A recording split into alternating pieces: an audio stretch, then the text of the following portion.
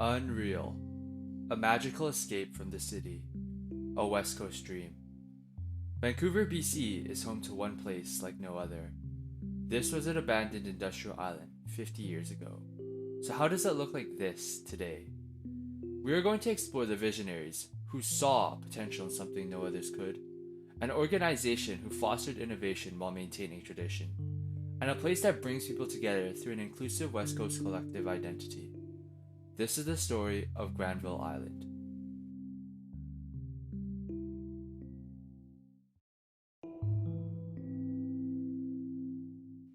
Originally, it was just two sandbars in False Creek, and then in the early 1900s, the government decided to fill up the sandbars and create an island. They made it into an industrial place where lots of equipment like wire ropes, chains, and concrete could be created. These industries would have their own booms and bursts, a lot of it affected by the world wars. So when the demand went down, around in the 1950s, pretty much of the entire place was abandoned. There was many squatters and most of the businesses had completely shut down. Granville Island is a cultural center that is we support small businesses and the community, and of course we have the public market. This is Miriam. She works for the Canadian Mortgage and Housing Corporation, aka the CMHC, as an information officer. Why am I talking to Miriam? How is your organization, the CMHC, involved in turning that once abandoned industrial slum into what we know as the beautiful reality of Granville Island today? I'll let her explain. So in the 1970s, there was talk about restoring it and turning it into an industrial center again. But Canada Mortgage and Housing Corporation decided, no, let's make it a place the whole community can enjoy, and we don't turn it into um, filth into False Creek kind of thing. So they did a restructuring, redesign. They used all the old factories instead of building new buildings. They just gutted out the factories, cleaned it up, um, turned them into like we have lots of art boutiques and little shops, studios, and of course we have the public market, which is a big draw, and theaters. And so the idea is that it's a community space for everybody to come and support each other and enjoy life together.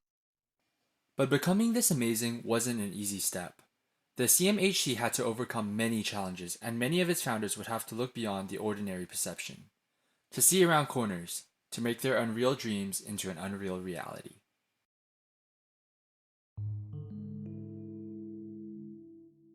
It was two architects, Ron Basford and Norm Hudson, who took a crazy idea and decided to roll with it.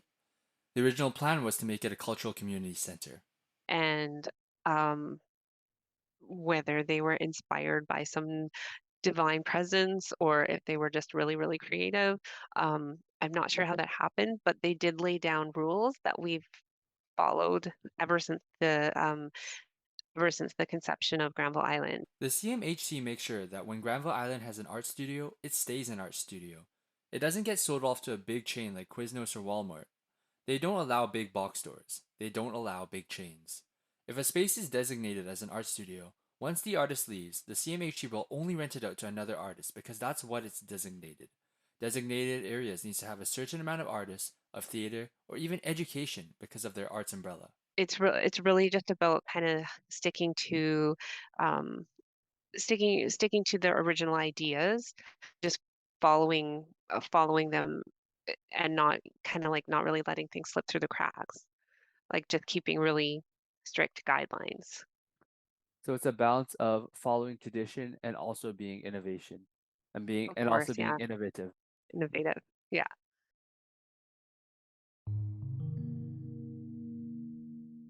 Granville Island has become more than a fun place.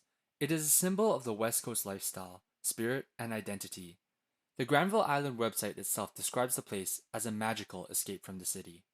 So if by being a magical place in the city, the way that I see it is that there's nowhere in the city that has all of these things incorporated that really focus on community. There's parks, there's the Vancouver Art Gallery, Granville Street, all these places that have their own personalities. But there's nothing that has everything like that all in one. Granville Island has a green space. It has theater companies, small businesses, artists who can actually afford their rent and are surviving and thriving. There's local food, and then entertainment everywhere. We've got the festivals.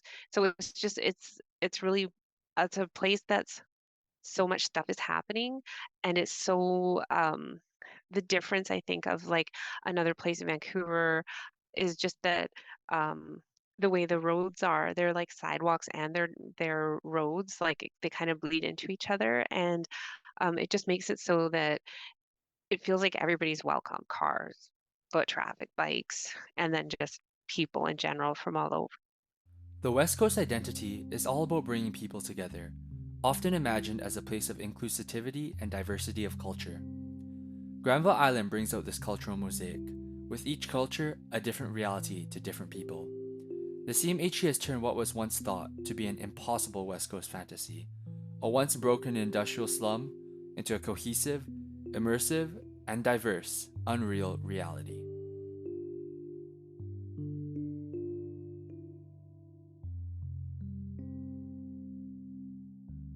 I'll do that again. Okay. Granville Island is located on the traditional territories of the Musqueam, Squamish, and Tsleil-Waututh First Nations, and it is with gratitude and respect that we live, work, and play here. All right, thank you so much. So we're gonna go back and start again once again with what is your name and role? My name is Miriam.